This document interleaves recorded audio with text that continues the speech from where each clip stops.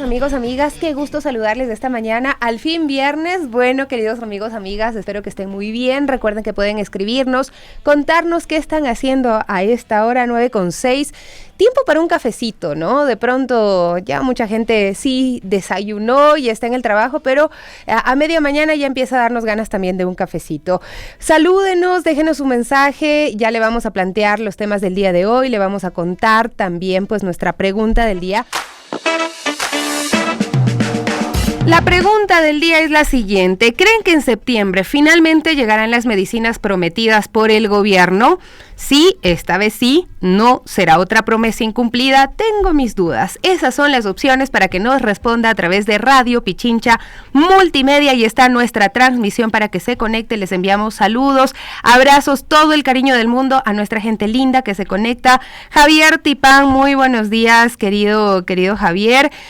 Inti Viracocha también, Mario Panchi, muy buenos días. Renato Cifuentes, Rocío Ras Jaramillo, gracias a todos quienes están conectados en esta mañana también con las Warmis. Así es que ahí están pues nuestros amigos y amigas, y la pregunta es: ¿cree que en septiembre finalmente llegarán las medicinas prometidas por el gobierno? Sí, esta vez sí, no será otra promesa incumplida, tengo mis dudas, respóndanos por favor. Y les cuento nuestros temas del día de hoy. Milagro Valverde, asesora legal del Centro de Derechos Reproductivos, CEPAM. 7 niñas sufren violencia sexual cada día en las aulas, y hoy honramos, por supuesto, a Paola Guzmán Albarracín. Víctor Aguirre, coordinador de la red territorial del Hemocentro Nacional de la Cruz Roja, nos acompaña para hablarnos acerca de la donación de sangre que puede salvar hasta 3 vidas. Alina Krapsik, madre de un niño paciente con hemofilia A.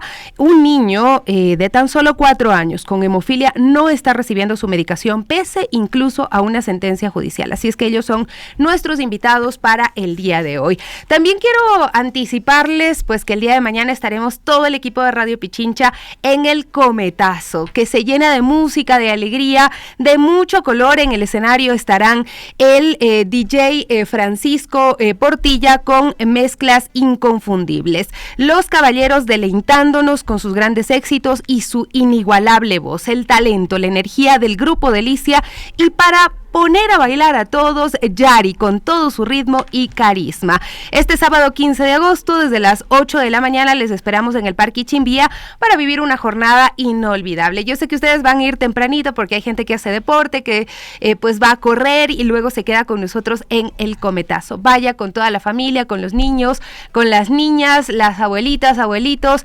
las mascotitas, los animales de compañía. Bueno, todos son bienvenidos, bienvenidas. Les esperamos para vivir esta jornada inolvidable. Eleven su cometa y a disfrutar de los mejores artistas. Radio Pichincha, a volar cometas. Ahora sí vamos con el tema del día. Y bueno, hoy es 14 de agosto y Ecuador conmemora el Día Oficial de la Lucha contra la Violencia Sexual en las Aulas. Una fecha que recuerda a Paola Guzmán Albarracín, una adolescente de 14 años cuyo caso llegó hasta la Corte Interamericana de Derechos Humanos y evidenció la responsabilidad del Estado en la protección de niñas, niños y adolescentes. 6 años después de la sentencia de la Corte, los datos del Ministerio de Educación recopilados por el Observatorio Paola Guzmán Albarracín registran 30.980 víctimas de violencia sexual dentro del sistema educativo entre enero de 2014 y junio de 2025. En promedio son más de 7 niñas y adolescentes agredidas sexualmente cada día. Además, la mitad de las víctimas tenía menos de 14 años. Para analizar esta situación, conocer qué debe hacer el Estado para garantizar escuelas seguras, conversamos ahora mismo con Milagro Valverde. Ella es asesora legal del Centro de Derechos Reproductivos. Bienvenida, Milagros, muchas gracias por acompañarnos. Partamos de esta cifra que preocupa muchísimo, ¿no? 30.980 víctimas de violencia sexual en el sistema educativo entre 2014 y 2025. ¿Qué nos dice este dato sobre la realidad de las escuelas ecuatorianas y por qué es importante, pues, no verlo solamente como una estadística? Muchas gracias, Sofía, por la invitación. Efectivamente, este es un dato lamentable y alarmante para Ecuador, y lo que este caso nos refleja es que lamentablemente muchos años después el caso de Paola Guzmán Albarracín sigue siendo un caso representativo de la realidad de las niñas y adolescentes en los centros educativos, niñas y adolescentes que no se encuentran seguras en estos espacios. Y también esta alarmante cifra refleja la deuda histórica que tiene el Estado de Ecuador en la adopción de medidas efectivas y sostenibles en el tiempo para atender esta problemática estructural. Si el Estado durante estos 6 años hubiera avanzado de manera más efectiva en el cumplimiento de las garantías de no repetición ordenadas por la Corte Interamericana de Derechos Humanos, quizás hoy las cifras serían diferentes y quizás hoy no tendríamos que estar teniendo esta entrevista, pero lamentablemente no es así. Entonces, lo primero que quisiera destacar es que el caso de Paola lamentablemente sigue vigente y sigue reflejando esta problemática estructural que hace 6 años la Corte identificó en su sentencia. Creo que es importante refrescar la memoria sobre quién era Paola Guzmán, nombrarla y nombrar lo que vivió, el terror que tuvo que vivir y a qué llevó precisamente todo lo que ella vivió. Sí, efectivamente, la historia de Paola Guzmán es una historia de terror, es una historia que quisiéramos no tener que repetir, pero que en días como hoy resulta necesario para precisamente destacar la importancia de abordar esta problemática. Paola era una niña, una adolescente que estudiaba en un colegio público de Guayaquil. Cuando tenía 14 años empezó a tener problemas de rendimiento académico y el vicerrector del centro educativo, Bolívar Espín, quien era 50 años mayor que ella, se acercó a ella con la excusa de ofrecerle ayuda para estos problemas de rendimiento académico y se aprovechó de la relación de confianza que había construido con ella para abusarla sexualmente. Producto de diferentes actos de violencia sexual de manera prolongada, Paola quedó embarazada y cuando ella le contó a su agresor, él la mandó al médico del centro educativo para que le practicara un aborto y el médico al momento de recibirla le condicionó esa atención médica a que Paola tuviera relaciones sexuales con él. En la desesperación y el sufrimiento que Paola se encontraba, un día antes de ir al colegio, ingirió fósforo blanco por medio de diablillos, la sustancia pirotécnica. Cuando llegó al colegio le contó a sus compañeras alertaron a las autoridades educativas de lo que había ocurrido y la respuesta de las autoridades educativas fue encerrar a Paola en un cuarto al lado de su agresor para pedir perdón por sus pecados. Ante esta situación tan desesperante, sus compañeras contactaron a su mamá, a la mamá de Paola, doña Petita Albarracín. Doña Petita la fue a recoger al centro educativo, la llevó al hospital, pero ya era demasiado tarde. En el hospital le dijeron que no había recibido atención médica oportuna y lamentablemente Paola falleció. Este es un caso histórico, un hito en el derecho internacional de los derechos humanos, además porque es el primer caso sobre violencia sexual en el ámbito educativo que llega a la Corte Interamericana de Derechos Humanos tras más de 18 años de litigio internacional. Y por primera vez en su historia, la Corte Interamericana de Derechos Humanos no solo conoce un caso de esta naturaleza, sino que ordena a los estados y por supuesto específicamente a Ecuador adoptar medidas para la erradicación de la violencia sexual en el ámbito educativo, precisamente por encontrar que el caso de Paola no era un caso aislado, sino que era un problema estructural que lamentablemente vemos que persiste hasta el día de hoy. Muchas medidas se han incumplido, hay muchas medidas que siguen pendientes de cumplimiento de esa sentencia, ¿no? De proporcionar educación integral de la sexualidad en nuestro país. Tal es así que historias como las de Paola se siguen repitiendo, ¿no? Tenemos más de 7 niñas y adolescentes agredidas sexualmente cada día. ¿Quiénes son los responsables de estas agresiones? ¿En qué espacios, en qué contexto se está dando dentro de las instituciones educativas? Bueno, justamente hace un par de años Human Rights Watch sacó un informe donde analiza con mayor precisión estos casos y lamentablemente lo que se ha encontrado es que cualquier persona dentro del ámbito educativo podría ser un potencial agresor. Y precisamente es por eso tan importante que se adopte la educación sexual integral como una medida esencial para que las niñas y adolescentes puedan identificar estas situaciones de abuso y puedan conocer también cuáles son las rutas para buscar ayuda, para denunciar y para no repetir la historia de Paola. Además de las personas y de los agresores, que por supuesto son los primeros responsables en perpetuar esta situación de violencia sexual en el ámbito educativo, el Estado de Ecuador, a través del Ministerio de Educación y a través en general de todo el Poder Ejecutivo, es responsable de que estas cifras sigan en estas medidas porque no ha implementado las políticas públicas que ya existen y que con mucho trabajo se construyeron para poder dar respuesta a esta situación. Y en este sentido es importante destacar que en el 2023 el Ministerio de Educación lanzó la Estrategia Nacional de Educación Integral en Sexualidad, la ENEIS, y un año después el presidente Daniel Noboa firmó el decreto ejecutivo mediante el cual se lanzó la política pública para erradicar la violencia sexual en el ámbito educativo. Nosotras desde el CEPAM Guayaquil y desde el Centro de Derechos Reproductivos hemos sido muy enfáticas en que estas políticas constituyen un primer paso para avanzar en la respuesta que el Estado de Ecuador debe dar a esta problemática, pero que de nada sirve que estas políticas se hayan formulado si no existe voluntad política y recursos suficientes para que se implementen de manera integral en todo el territorio nacional y también de manera sostenida en el tiempo.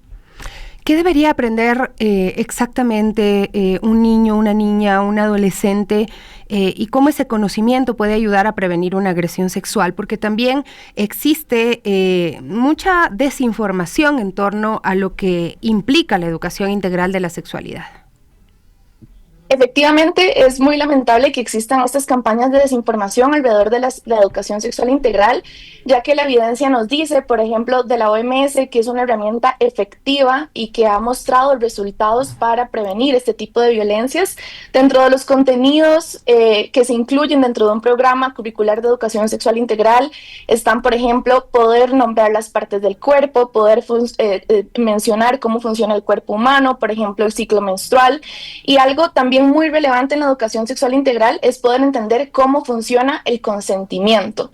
Cuando ese consentimiento está viciado o está coaccionado por relaciones asimétricas de poder, por ejemplo, como ocurrió en el caso de Paola, porque lamentablemente en la mayoría de estos casos encontramos que los agresores son hombres adultos que le duplican, le triplican la edad a sus víctimas, que establecen una relación de confianza con ellas, muchas veces también con sus familias, que se aprovechan de muchas veces situaciones de vulnerabilidad económica para poder generar este tipo de actos violentos. Entonces es muy importante que las niñas y adolescentes entiendan cómo funciona el consentimiento y cuáles son los factores que pueden viciar ese consentimiento, sobre todo frente a hombres adultos en posiciones de poder y que tienen un rol de confianza en su círculo vital. Esto les ayuda a identificar una conducta de riesgo, ¿no? Reconocer si están siendo víctimas de violencia, porque de pronto muchas víctimas ni siquiera saben que están siendo víctimas de violencia, ¿no? Si hablamos de niños, de niñas,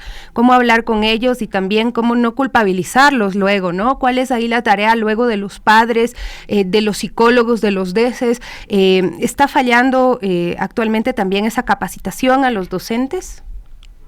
Sí, efectivamente. De hecho, la política pública para la erradicación de la violencia sexual en el ámbito educativo fue una política pública que duramos muchos años construyendo, y digo duramos y hablo en primera persona porque desde el CEPAM Guayaquil, el Centro de Derechos Reproductivos, también participamos en la construcción de esta política en las medidas que el Estado nos permitió participar. Y esta política, por ejemplo, tiene un eje de prevención que no está dirigida únicamente al personal docente, sino también a las familias en general, para que sea un espacio seguro y para que también acompañen a las niñas, adolescentes, a los niños que identifican esta violencia sexual y conozcan cuáles son las rutas de atención.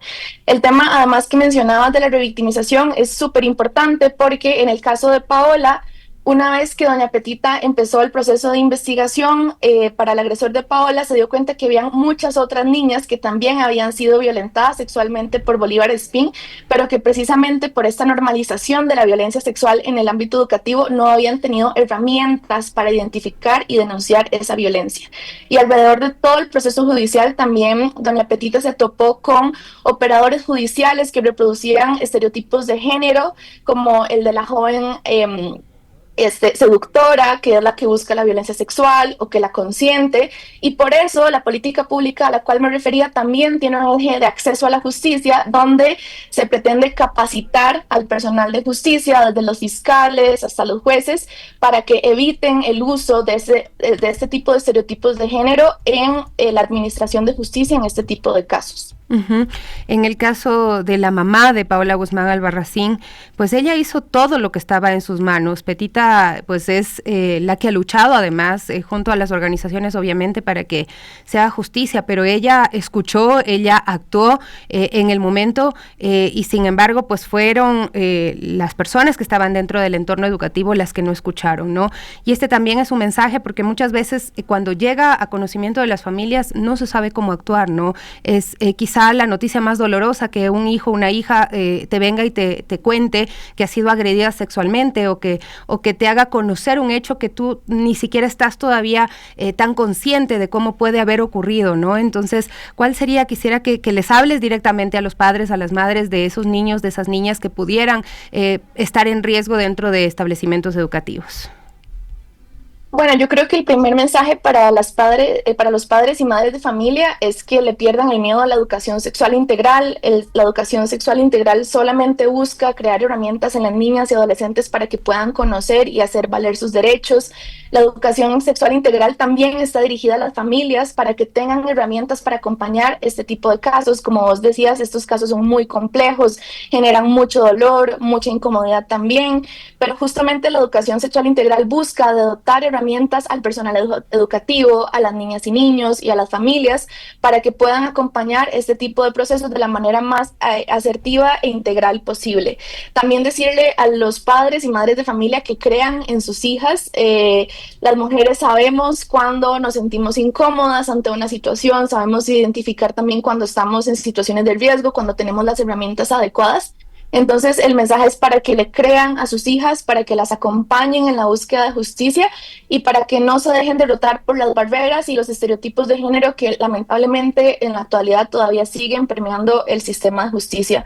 Doña Petita Albarracín, con todas las limitaciones que ella tenía, tuvo que superar todas esas barreras y además, como ya decía al inicio, superó 18 años de litigio internacional ante el Sistema Interamericano de Derechos Humanos para lograr esta sentencia.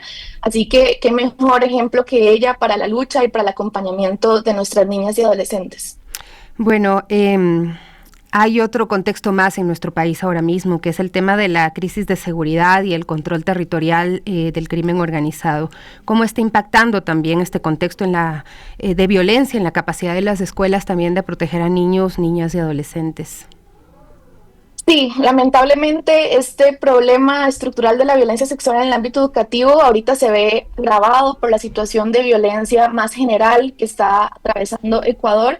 Y de hecho, según el último informe lanzado por SECPAN Guayaquil, esta situación de inseguridad y de criminalidad está afectando el acceso que tienen las niñas, adolescentes y mujeres a servicios de salud sexual y reproductiva. Nosotras insistimos que, aunque entendemos que una de las prioridades del gobierno sea la atención a esta crisis de seguridad, no se puede hablar de prevención sin hablar de educación sexual integral.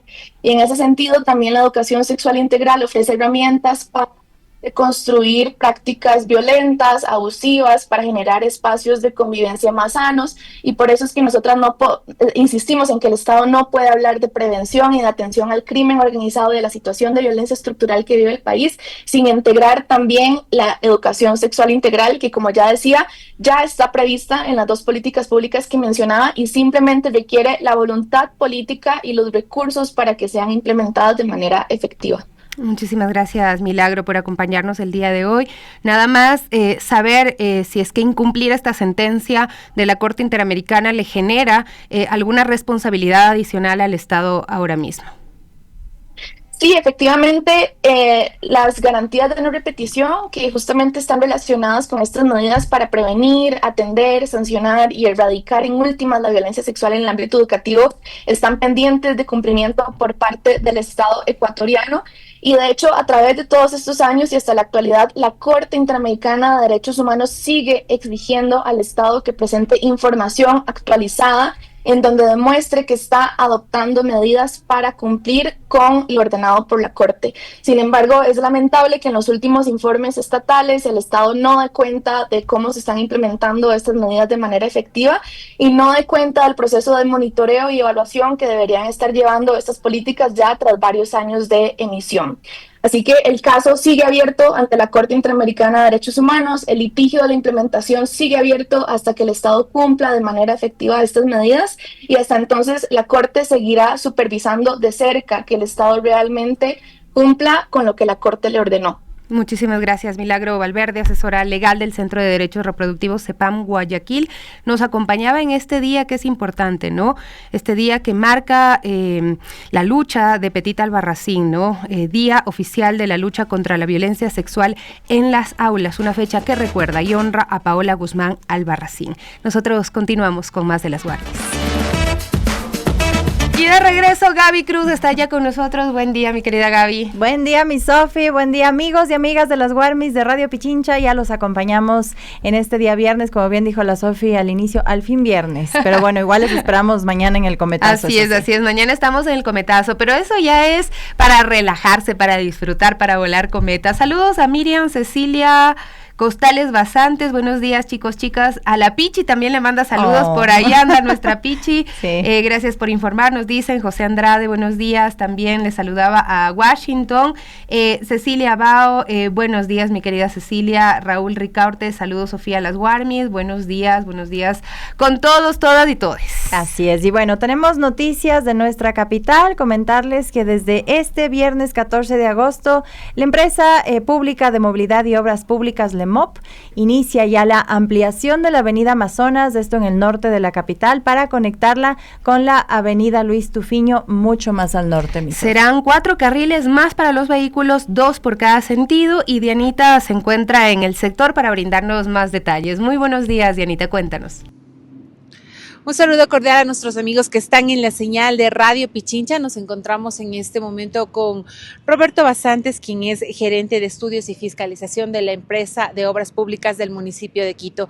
Esto porque tenemos una información muy importante que brindarle respecto a la ampliación que se dará en la avenida Amazonas y también lo que tendrá que ver en la intervención del Parque Bicentenario.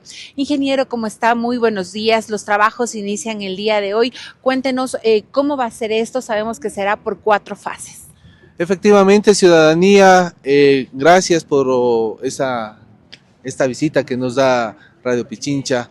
Y efectivamente son 210 días, los cuales va a estar contemplado 4 fases. La primera, cada fase va a ser de 700 metros aproximadamente, la longitud de la vía es de 2.2 kilómetros.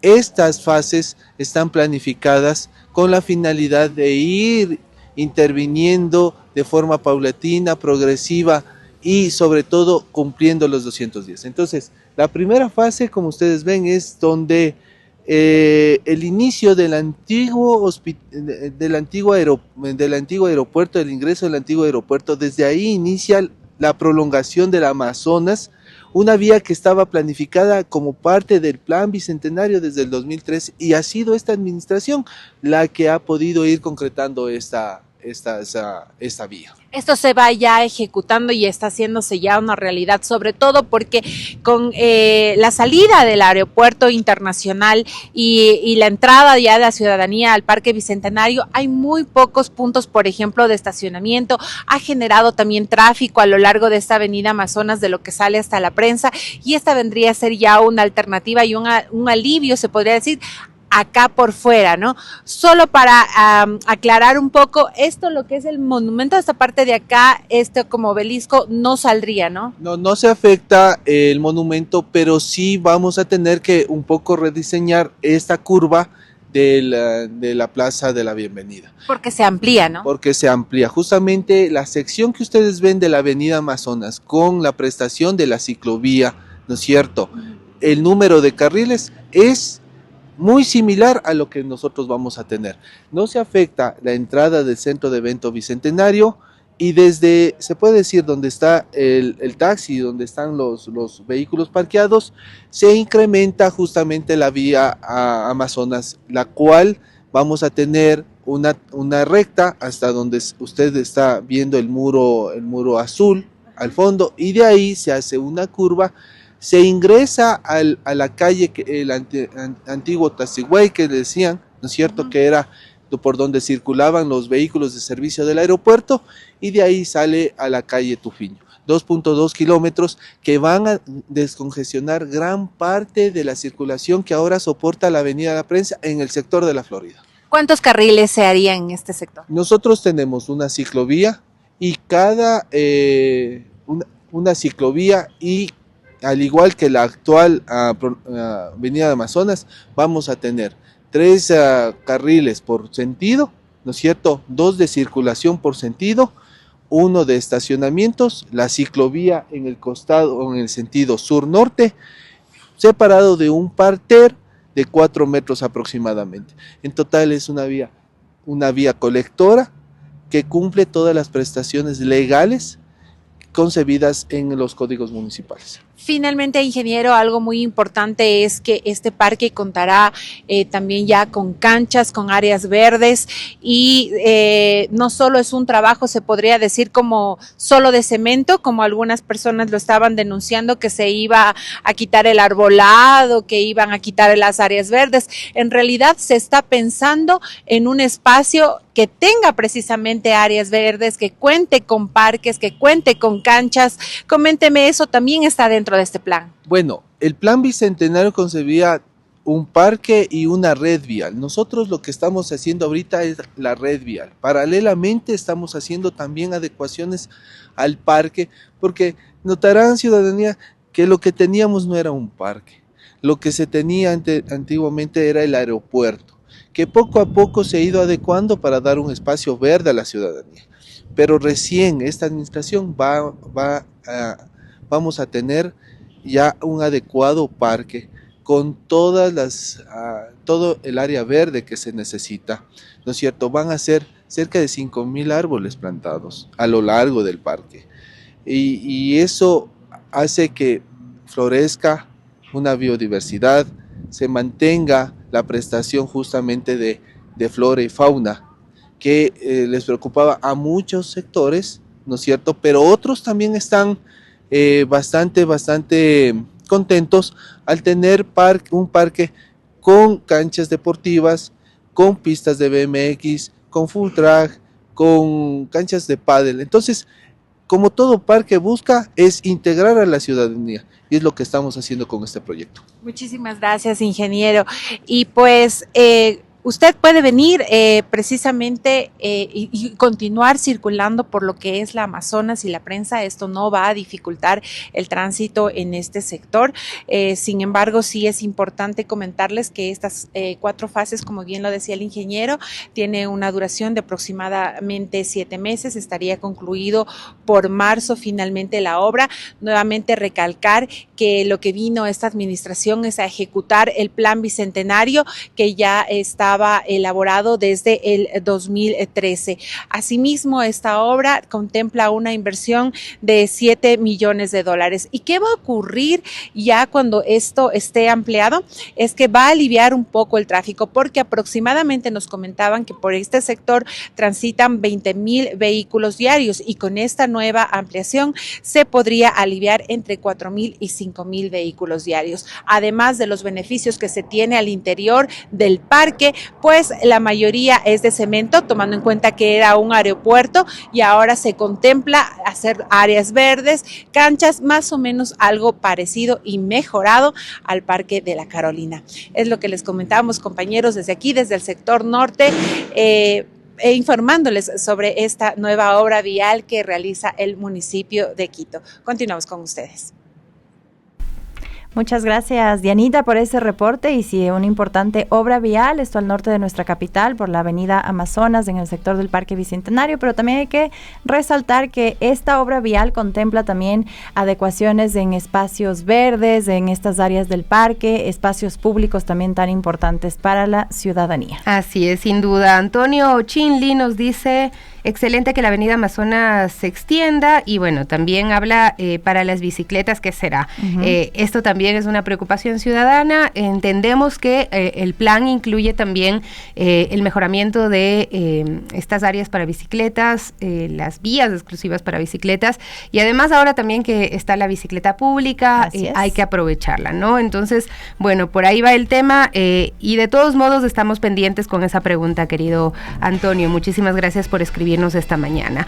Bueno, también contarles que este viernes 14 de agosto se realiza una feria de salud gratuita en el cantón Rumiñahui, una jornada que ofrece atención en medicina general, ginecobstetricia, salud sexual y reproductiva, odontología, optometría y toma de glucosa. Esta feria de salud se inició ya a las 9 de la mañana en el barrio Capelo, parroquia San Rafael, frente a la iglesia del Señor de los Puentes en la avenida Mariana de Jesús.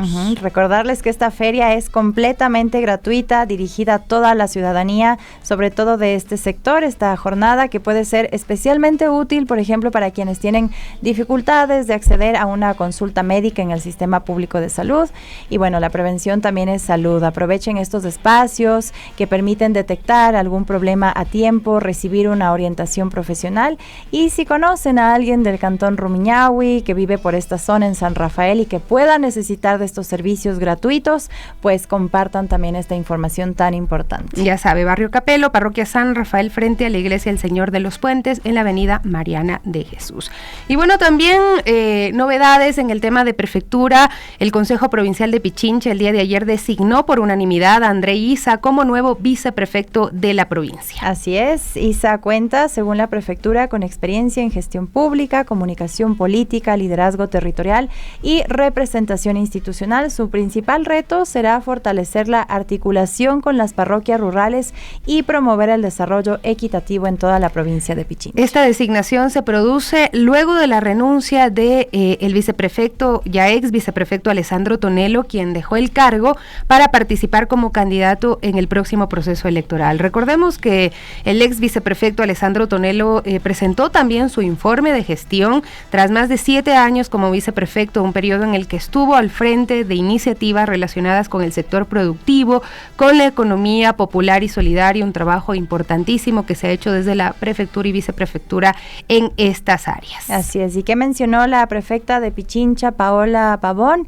Gracias, viceprefecto Alessandro Tonelo, por su arduo trabajo al servicio de Pichincha durante más de 7 años. Su gestión contribuyó al fortalecimiento del eje productivo de la provincia, articulando acciones junto a productores, agricultores, emprendedores, comunas, juntas de riego, organizaciones y asociaciones. También la prefecta Paola Pavón dijo en este mensaje hacia Alessandro Tonelo: su labor deja proyectos e iniciativas orientadas a generar oportunidades y dinamizar la economía de nuestros territorios, entre ellas el impulso a la ordenanza provincial para el fomento, desarrollo y fortalecimiento de la economía popular y solidaria. Bueno, ahí en las cuentas de la prefectura usted puede ampliar la información. Si quiere también puede ir a la cuenta del ex viceprefecto Alessandro Tonelo, la cuenta de la prefecta Paola Pavón, porque ahí hubo un intercambio de mensajes bonitos, ¿no? Porque es mucho tiempo también que han estado trabajando juntos, de la mano, que han llevado adelante iniciativas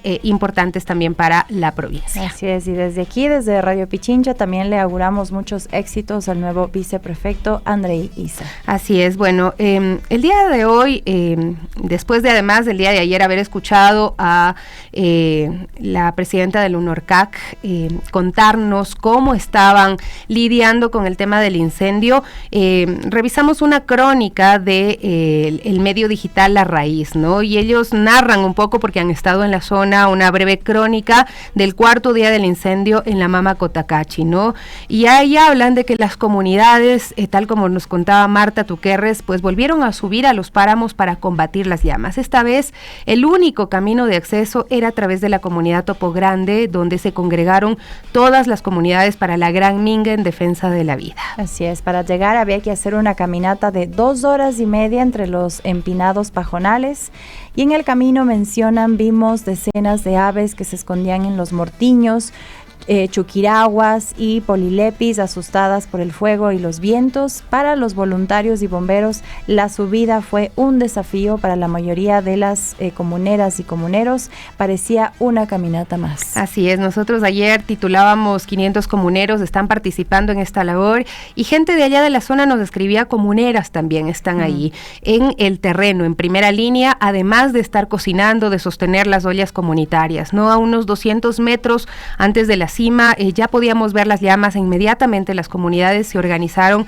para dividirse los focos del incendio en coordinación con el cuerpo de bomberos, algunos con batefuegos improvisados con palos y una prenda a modo de bandera, otros con machete, otros con palas, con azadones, empezaron a enfrentar las llamas y a abrir caminos cortafuegos. Que mencionan también, a veces parecía que ganábamos, a veces el fuego ganaba y se estiraba con llamas de hasta 2 metros, lanzando ceniza y brasas contra las personas. Sin embargo, la paciencia y sabiduría de las comunidades, la experiencia de los brigadistas y bomberos y la fuerza de toda esta minga lograba contenerlo. También logramos apagar uno de los focos que se extendió varias decenas de metros por el páramo después de 4 horas de trabajo ininterrumpido. Sin embargo, otro de los focos se extendió hacia la comunidad de Italquí y aún hasta las 6 de la tarde todavía no pudo ser controlado. Esta es la crónica del medio digital A Raíz, que cuenta que descendieron, muchos comuneros se quedaron aún combatiendo las llamas. En el descenso nos encontramos con más voluntarios que subían para reforzar la minga y animar a los guardianes del páramo. Al llegar al campamento principal nos recibió la UNORCAC y el municipio de Cotacachi con papas, tostado, queso y agua de panela refrescante, tal como nos contaba ayer Marta que estaban haciendo, ¿no? También nos limpiaron la ceniza de los ojos con colirio nacil, gracias a las donaciones también de miles de voluntades que han sentido el dolor de la mama Cotacachi y las comunidades. Así es, y bueno, mencionan también que la minga aún continúa porque lamentablemente este flagelo no se detiene, el trabajo de brigadistas, de cuerpos de bomberos, pero aquí también de comuneros y comuneras continúa. Es lamentable la afectación y a más de 800 hectáreas en el páramo.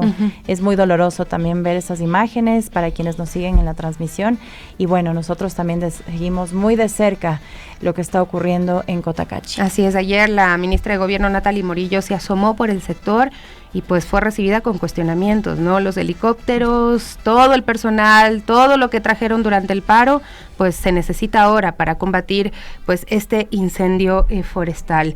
9:55 nosotros vamos a seguir ya con el tema del día.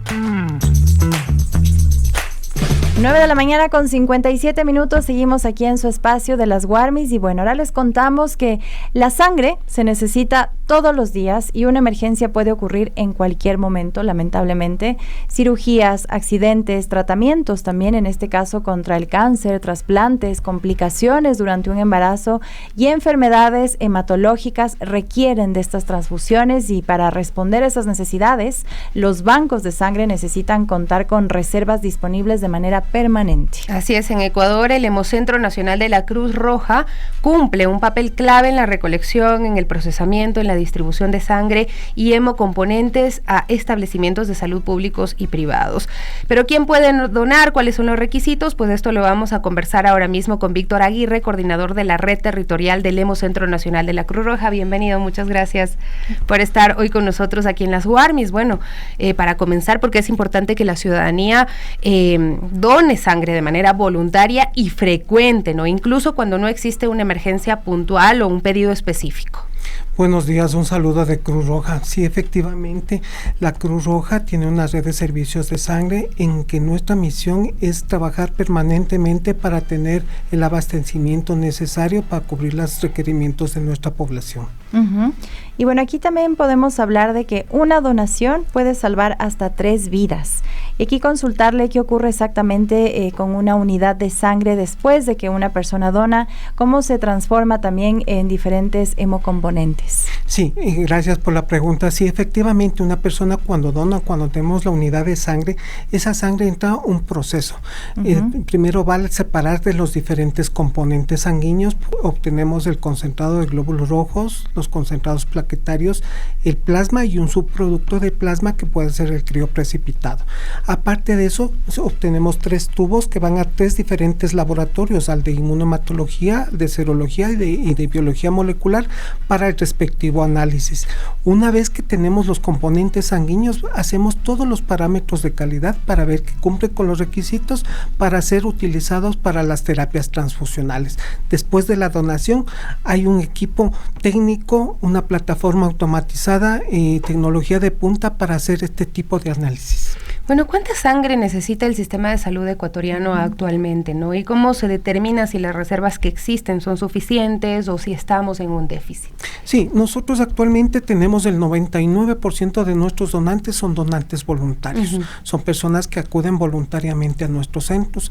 En el 2025 captamos 225,000 unidades de sangre. Y como ustedes decían al inicio, necesitamos estar siempre preparados. En temporada de vacaciones baja un poco la cantidad de donantes, por eso siempre hacemos este llamado de que la necesidad de hemocomponentes es de forma permanente.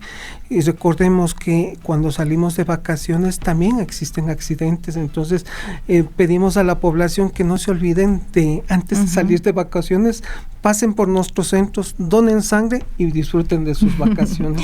Víctor, también consultarle cuáles son los grupos sanguíneos que más necesitan mantenerse disponibles. Sí, nuestra población, el 75% de nuestra población es grupo O positivo, pero hay que considerar que dentro de nuestra población del 1 al 2% tiene factor RH negativo y son los que nosotros necesitamos de forma más, que los donantes sean más repetitivos, que donen repetidamente. Los hombres podemos donar cada 3 meses, las mujeres cada 4 meses, entonces el llamado es a que incrementemos ese número de donaciones, que seamos más frecuentes en la donación. Yo siempre digo a alguien que tiene algún tipo de sangre que no es el rara, habitual, por así decirlo, tienes que donar, es tu responsabilidad. Mi mami, por ejemplo, tiene otro tipo de sangre, entonces ella está donando cada 6 meses, lo hace periódicamente, igual otras personas, ¿no? Porque además, o sea, tú puedes pensar en tu familia que también tiene ese tipo de sangre y decir en algún momento va a necesitar, ¿no?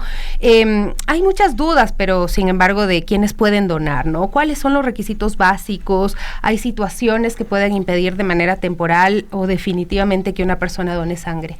Sí, nosotros atendemos a donantes de sangre, personas sanas, personas que ese momento que hacen el acto de donación estén sanos. Pueden donar personas que están dentro de los 18 a 65 años, menor de 17 años, pueden donar con el consentimiento del tutor legal. Pasar más de 50 kilos, sentirse en buen estado de salud. Nosotros cuando acuden a nuestros centros, a cualquier punto de donación, hacemos una evaluación médica básica para determinar si están en condiciones o no de donar. Recordemos que la donación es un procedimiento seguro para el donante y también nuestra responsabilidad de todos quienes trabajamos en la parte de los servicios de sangre, nuestra responsabilidad hacia el paciente. Por eso después de la donación viene este proceso riguroso de análisis para asegurar que la transfusión mitigar un riesgo en la transfusión sanguínea. Así es, y justamente aquí también hay dudas, ¿no? Al momento de donar, ¿qué pasa con una persona que tiene tatuajes o tiene piercings, toma algún tipo de medicamento o tuvo recientemente una enfermedad? ¿Pueden donar o qué deben hacer en estos casos? Sí, personas con tatuaje o con algún tipo de medicación pueden donar.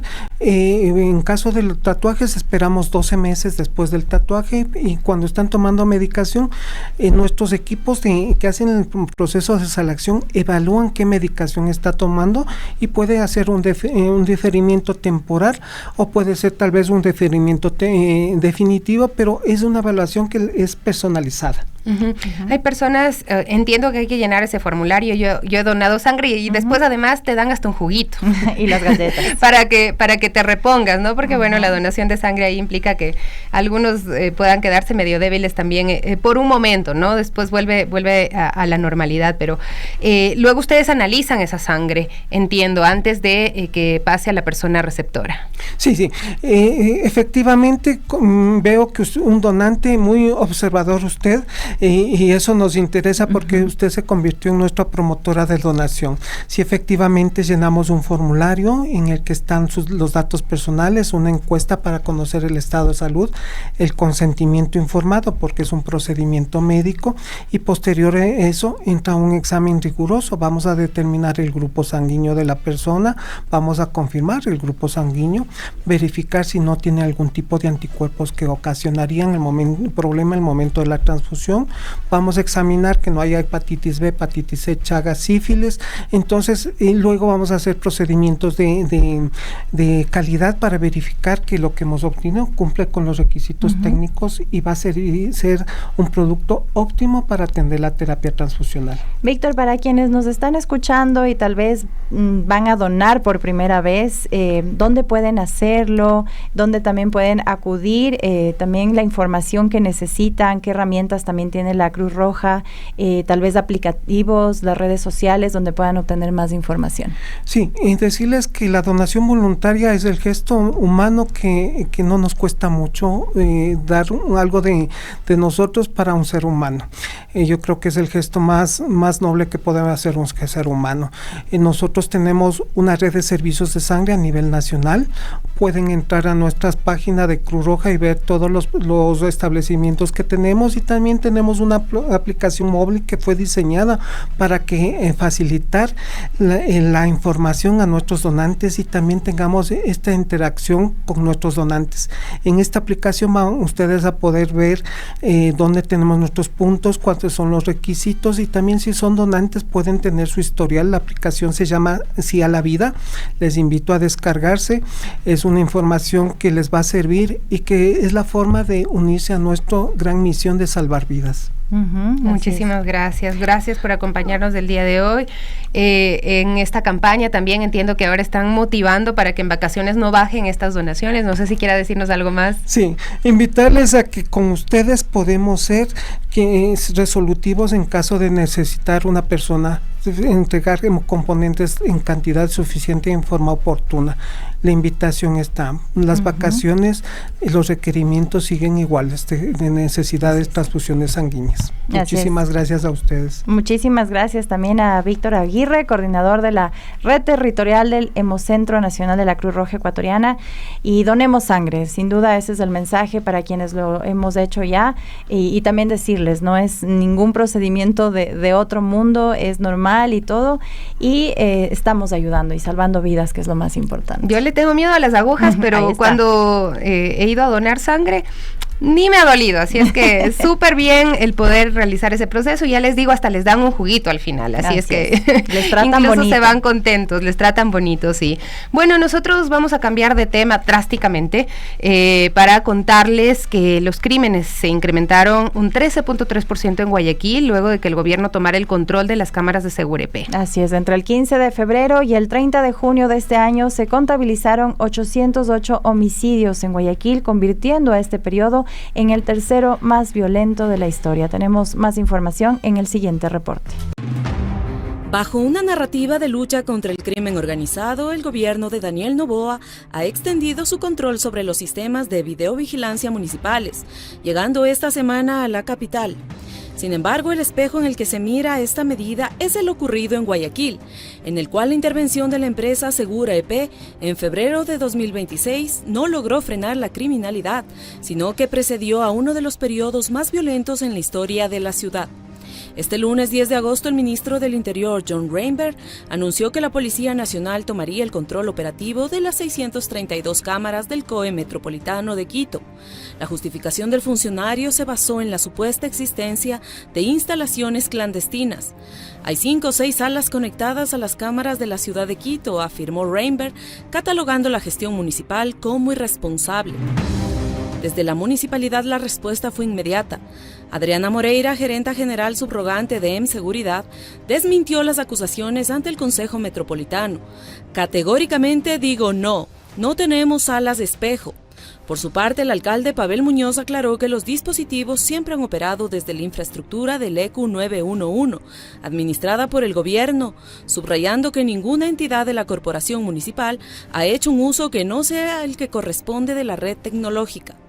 Este medio de comunicación revisó los reportes de criminalidad en Guayaquil emitidos por el Ministerio del Interior durante el periodo de intervención y descubrió que en los 15 días previos a la toma estatal se registraron 90 homicidios en Guayaquil, mientras que en los 15 días posteriores al control del gobierno la cifra ascendió a 102 crímenes, representando un incremento del 13.3%. Antes de la intervención, el sistema de Segurep bajo mando municipal fue clave para esclarecer delitos que incomodaron incomodaron al poder central. Las cámaras municipales revelaron, por ejemplo, el momento en que militares detuvieron a los 4 niños en las Malvinas en diciembre de 2024. Además, captaron el vehículo Porsche vinculado a la familia presidencial en el marco de investigaciones por atentados con bombas en Guayaquil. Tomado de la web de Radio Pichincha, reportó para las Guarmis Gabriela Espinosa. Muchísimas gracias, Gaby, por la información. Y bueno, en el mismo tema, ¿no? Un nuevo hecho violento se reportó en la capital la madrugada de este día viernes. Un hombre fue encontrado sin vida con varios impactos de bala sobre la avenida Simón Bolívar en el sector de La Hormigonera, cerca del mirador de Cumbayá. Este hallazgo ocurrió cerca de las 4 de la mañana, luego de que agentes de tránsito localizaran un vehículo blanco abandonado a unos 300 metros de este lugar, y dentro del vehículo se encontraron indicios que ahora son analizados por las autoridades. Y bueno, la policía y criminalística acudieron al sitio, encontraron entre 7 y 8 impactos de bala en el cuerpo de esta persona. La víctima tendría alrededor de 25 a 35 años y de momento permanece sin identificar porque no llevaba documentos. Por el procedimiento policial también, pues ustedes lo habrán sentido, la MT cerró los carriles central e izquierdo de la Simón Bolívar en sentido norte-sur, lo que generó congestión durante las primeras horas de la mañana, ¿no? La investigación tendrá que identificar a la víctima, determinar si el vehículo está relacionado con el crimen, establecer el móvil del asesinato, pero es otro cuerpo que aparece en una vía de Quito y nuevamente queda esa pregunta que las autoridades deben responder, ¿no? ¿Qué ocurrió? No podemos normalizar que la violencia se convierta en parte del paisaje de la ciudad. Así es, y recordar que ya estamos dentro de este plan operativo de seguridad impulsado por el gobierno nacional, desde igual las cámaras de Quito, que ahora también siempre han sido parte del ECU 911, pero ahora también el gobierno está ahí, y bueno, es este llamado, ¿no? Hay varios operativos de seguridad por parte del gobierno, así que esperamos resultados y no tener que narrar estas trágicas historias día a día. Y que no pase como en Guayaquil, que el gobierno tome el control de las cámaras y resulta que lo que pasa es que se incrementan los crímenes. Vamos con más información, enseguida el tema del día.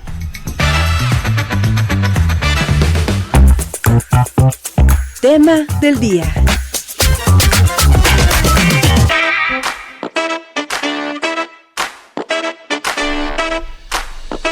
Y bueno, ahora les contamos que un pequeño de apenas 4 añitos diagnosticado con hemofilia A grave no recibió este mes su medicamento que necesita para prevenir hemorragias y proteger su salud. Se trata de Nathan, paciente del Hospital Pediátrico Baco Ortiz, aquí en la capital, cuyo tratamiento con emicizumab está respaldado por una sentencia judicial que obliga al Estado ecuatoriano a garantizar la entrega de este medicamento de manera continua. Así es, su madre, Alina Krapsik, asegura que pese a haber informado a las autoridades y al juzgado sobre la falta del medicamento, todavía no existe una respuesta clara sobre cuándo se restablecerá el abastecimiento. Bienvenida, Alina, gracias por conectarte con nosotros. ¿Desde cuándo Nathan pues no recibe su medicación? ¿Cómo se encuentra actualmente? Queremos saber, ¿han notado algún cambio en su estado de salud desde que se interrumpió el tratamiento? Hola, buenos días. Un cordial saludo a Sofía y a Gabriela. Muchas gracias por tener este espacio. Sí, mi hijo recibió la última dosis en julio, inicio de julio, en el Hospital Baco Ortiz. Allá nos dejaron la información que el medicamento desde allá se acabó, ¿ya? Que no saben en cuándo pueden conseguir el medicamento, así que tenemos también una sentencia judicial. Nos recomendaron que necesitamos tomar también pasos judiciales y hacer un oficio directamente al juez. Desde allá estamos intentando mucho, dejamos muchas cartas también por otros lados. Tengo también un apoyo de la Fundación Gotas de Vida, pero hasta ahora ya está, hoy mismo, el 14 de agosto, no tenemos respuestas concretas, ¿ya? No sabemos cuándo las instituciones van a comprar el medicamento, ¿ya? Y tampoco no soy la única en esta situación. Hay muchos niños hemofílicos que están en la misma situación. Ya la hemofilia grave significa que los niños no pueden tener una vida normal como otros niños y no reciben este tipo de terapia. Y eso es lo que es muy preocupante, ¿no? Porque los niños siempre están en el riesgo de su vida. Cada hemorragia interna puede ser fatal. Alina, mi hijo tiene justamente... Todavía está en un buen estado. Eso te queríamos consultar, Alina. Neitem tiene esta hemofilia grave. Seguramente habrá quienes no conocen acerca de esta enfermedad. ¿Qué significa este diagnóstico para ustedes que tienen que lucharlo día a día? También desde que fue diagnosticado, ¿qué cambios también han tenido en sus vidas a raíz de este diagnóstico, Alina? Sí, este diagnóstico para nosotros era catastrófico. Mi hijo nació con esta enfermedad. Se dice que es una enfermedad genética. En nuestro caso es una mutación nueva. Ya nos dimos cuenta cuando el Natem tenía 2 días de vida.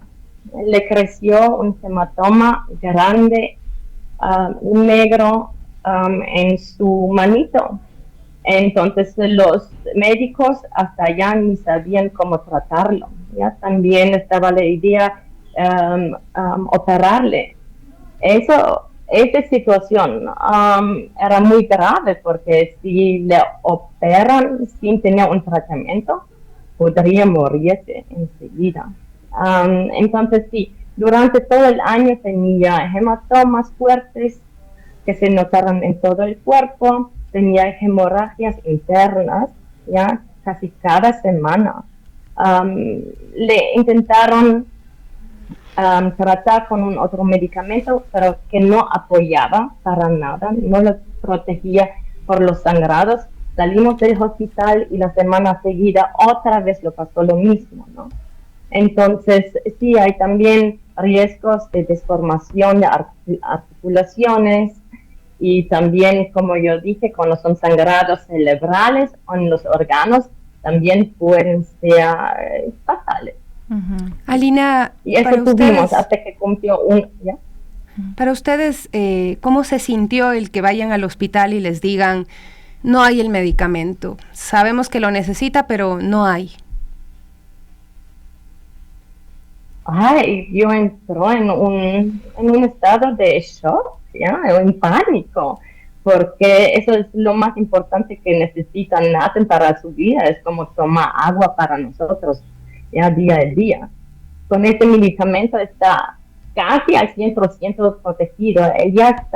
Estamos aplicando la medicina ahora casi 3 años y no hubo ni una hemorragia interna, ¿ya? Desde hace 3 años. Entonces sí, es un milagro que tenemos.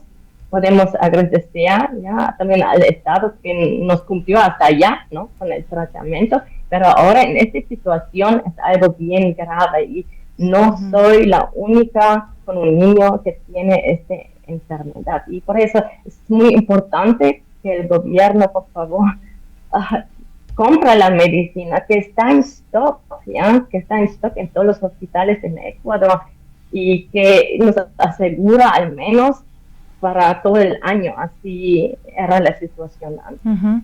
Y Alina, lo que tú mencionas es muy grave, ¿no? Que este tratamiento para ellos es como el agua que necesitamos consumir a diario, ¿no? Así es la referencia que nos has explicado. Y aquí ya sabemos que tienen esta sentencia judicial debido a este incumplimiento en la entrega del medicamento. ¿Ya han recibido de momento alguna respuesta desde el hospital, desde el Ministerio de Salud? ¿Algún indicio de que el tratamiento va a seguir? ¿Qué les han dicho estos días? No, hasta ahora no recibimos ni una respuesta, ¿ya? Nos ignoran por completo. Si la juez ha pedido al Bajo Ortiz que organizan la medicina hasta el 4 de agosto, ¿ya? Hicimos el oficio, pero lo que pasa es que la unidad judicial civil ya está en vacaciones hasta el 17 de agosto. Entonces, hasta allá no tenemos ninguna respuesta de parte de del juzgado, ¿ya? Y necesitamos esperar hasta el 17. Bueno, ya se acerca en la fecha, ya, pero también cada día lo que necesitamos esperar cuenta, ¿no? Porque cada día puede tener una hemorragia interna en NATEM, o cualquier niño también. Entonces también de Vaca Ortiz no había ninguna respuesta, porque también mi abogado ha enviado correos electrónicos a nuestra hematóloga, y yo también, ya con la pregunta cuándo será disponible el medicamento, y no hay respuesta. No hay una respuesta, no hay. Es grave lo que usted nos dice, Aline. Solo dicen que necesitan tiempo para contestar. Aline, eso es gravísimo, ¿no? La vida de los niños y las niñas no puede depender de trámites burocráticos, ni mucho menos de la voluntad de que alguien haga bien o haga mal los procedimientos de compra, ¿no? Alina, para finalizar, si usted pudiera tener de frente a las autoridades de salud del país, a las mismas autoridades del hospital que son responsables de garantizar el tratamiento de NATEM, ¿qué les diría, no? ¿Qué solución concreta espera de ellas? Sí, les dijera que este medicamento no es un lujo, ¿ya? No es algo opcional, ¿ya? Es el medicamento que protege la vida, ¿ya? De nuestros niños que necesitan de urgencia, ¿ya? No estoy pidiendo un medicamento, yo estoy exigiendo, ¿ya? Que respetan también el derecho de todos los niños hemofílicos, ya que se cumplan también, como en nuestro caso, las sentencias, ¿ya? Y que consigan el medicamento, que ya está en stock en todos los hospitales en Ecuador, y que podemos vivir en paz y en tranquilidad, nosotros familias que nos tocó este destino fuerte. Muchísimas gracias, Alina Kravsik, por acompañarnos esta mañana, mamá del pequeño Nathan de apenas 4 años, que es un paciente ya con hemofilia A grave, y como nos menciona, ya no es el único caso, hay más casos que están esperando este tratamiento de suma urgencia, y lamentablemente tienen que aplicar acciones judiciales, pero que no hay una respuesta. Así es, no pueden someterles a esto a los pacientes, a quienes están ya lidiando con una enfermedad catastrófica como lo es la hemofilia. Son las 10:21 y a propósito de ese ofrecimiento presidencial de traer medicina de la India, lleva ya un trimestre de retraso. El presidente Noboa anunció que daría buenas noticias sobre las medicinas para mediados de junio, lo dijo el 24 de mayo. Ahora seguimos sin este problema, sin resolver. Tenemos más información en el siguiente reporte. El próximo 21 de agosto se cumplirán 3 meses de un ofrecimiento presidencial que, según los propios voceros gubernamentales, no debía pasar de las 3 semanas. La noticia de una gran compra de medicinas a la India apareció el pasado 24 de mayo de 2026 en plena rendición de cuentas del jefe de Estado, Daniel Noboa. Al menos 7 veces Noboa fue interrumpido por aplausos durante el anuncio.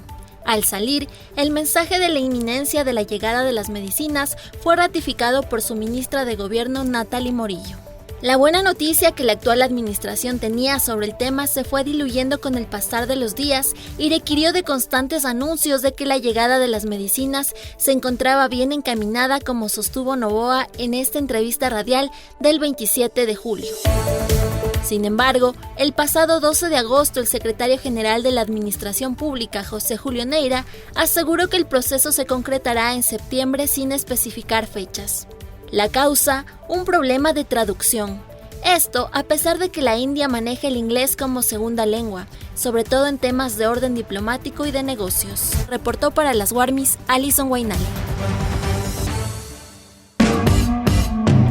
No tiene mucho sentido, ¿no?, lo que nos dicen como justificación de por qué la crisis de salud continúa, por qué los hospitales están desabastecidos, por qué están haciéndole padecer a la gente o a niños incluso, como el caso de NATEM que hace un ratito pues conversábamos con su mamá. Así es, y bueno, y en otro sector también siempre golpeado, el de los migrantes. Queremos mencionarles que el ICE prepara guantes capaces de dar descargas eléctricas para sus operativos migratorios. La Agencia Migratoria de Estados Unidos prevé invertir hasta $20 millones en dispositivos que son diseñados para someter a personas mediante descargas eléctricas. Las organizaciones de derechos civiles advierten sobre un posible uso excesivo de la fuerza, basado obviamente en evidencias de cómo han actuado hasta el momento, incluso quitándole la vida a personas. ICE prepara guantes capaces de dar descargas eléctricas durante operativos migratorios. El Servicio de Inmigración y Control de Aduanas de Estados Unidos, ICE, prepara la adquisición de guantes capaces de administrar descargas eléctricas durante operativos migratorios. El Departamento de Seguridad Nacional contempla destinar de $10 y $20 millones para adquirir estos dispositivos, conocidos como CTG5 GLOVE, fabricados para la empresa estadounidense Compliant Technologies. Los guantes pueden generar descargas de hasta 380 voltios al entrar en contacto con la piel. Su objetivo es provocar dolor y alterar temporalmente la coordinación muscular para lograr que una persona cumpla las órdenes del agente. El fabricante los presenta como una herramienta de distracción y desescalada. Pero organizaciones defensoras de los derechos civiles advierten sobre un posible uso excesivo de la fuerza. La preocupación aumenta por su posible utilización contra las personas vulnerables como niños, adultos mayores, mujeres embarazadas o personas con discapacidad. ICE, por su parte, sostiene que necesita nuevas herramientas ante el incremento de amenazas y agresiones contra sus agentes. La posible compra se enmarca en el endurecimiento de la policía migratoria impulsada por la administración de Donald Trump y podría comenzar a concretarse durante los últimos meses. El debate ahora se centra en las reglas del uso, la supervisión y las responsabilidades ante los posibles abusos. Tomado de radiopichincha.com, reportó para las Warmis Valentina Barrena. Bueno, ya con esto nos estamos despidiendo, queridos amigos, amigas. Un abrazo a Renato Cifuentes, que está preocupado por dónde nací. Nací en Quito, Pichincha, Santa Bárbara, así dice mi cédula. Y aparte, lo mencionábamos aquí, que la gente es del lugar donde vive y donde aquí hace su vida, no solo de donde naces. Así que realmente eso lo llevamos no solo en la sangre, sino también en el corazón. De la gran Colombia.